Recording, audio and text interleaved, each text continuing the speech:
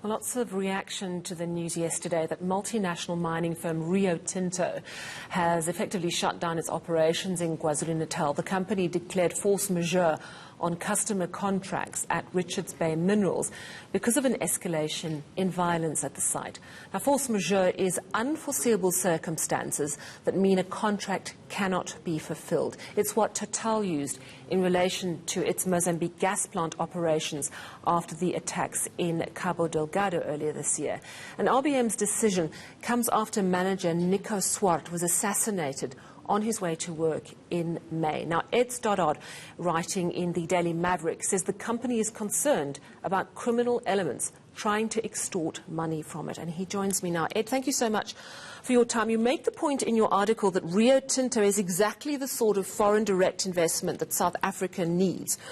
So it's really disheartening. It's absolutely awful what's going on. Talk to us exactly.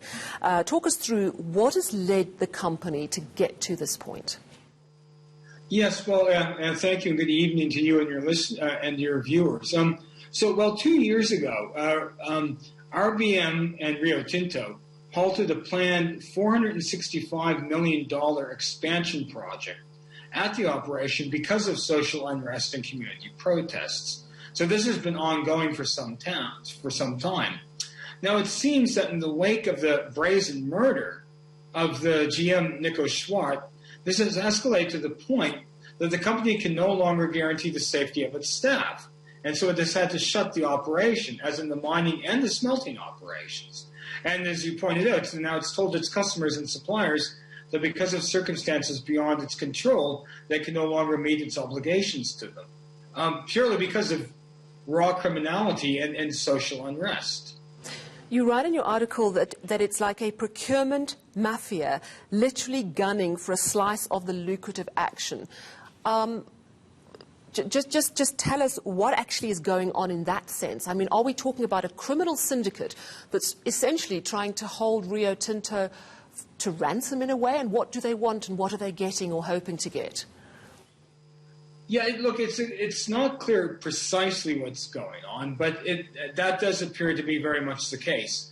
There does appear to be an orchestrated campaign, and it seems to be from different factions within the community who want to be first in line for jobs and for the procurement contracts that that mining companies put out for various kinds of services and goods and that kind of thing. And I don't know how much infighting there is for that, but there's certainly an apparent wave of intimidation against the company to favor certain groups within the community.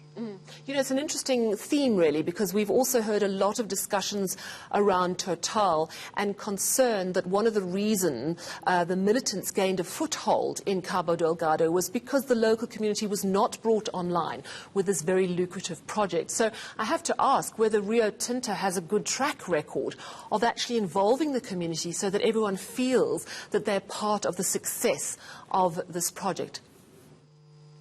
The thing is that when you deal with when mining companies deal with communities, one group puts up their hand and says they're the community, another group puts up their hand and says they're the community, and then you're also dealing with traditional leaders. You're dealing with factions from political parties, quite possibly.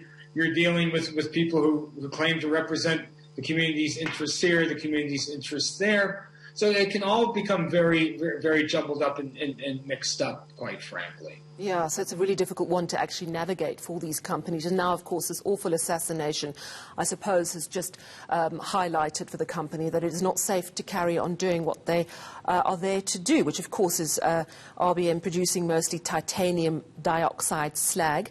Talk to me about what this force majeure decision actually means for Kwa-Zulu Natal. My understanding is it's a massive investment loss. Does it literally mean that all 5,000 odd people working there are now without jobs? What actually is the impact of this force majeure decision? Well, most of the 5,000 people employed will be without jobs for now. People who will be working in the mining and smelting operations, because the operations are effectively mothballed. put on care and maintenance, some people will be required for that, and of course, mine security will still have a role to play. But for the most part, the majority of 5,000 people will be without a job. And in terms of the Kwa-Zulu Natal economy, RBM contributed 8 billion rand directly to it last year.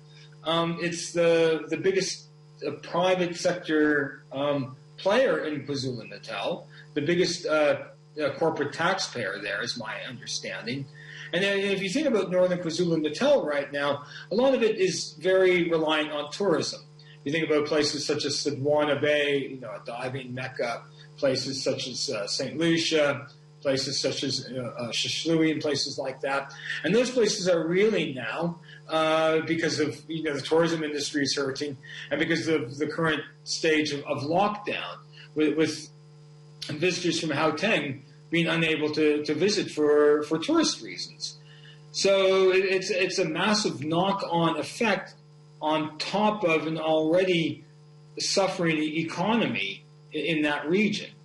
Yeah, and as you make the point in your article, where are the police in trying to control this lawlessness that has led to Rio Tinto declaring a force majeure, because it's simply not safe to operate there? I want to thank you so much for your time this evening. Ed Stoddard wrote a fascinating article on Rio Tinto's decision in the Daily Maverick business.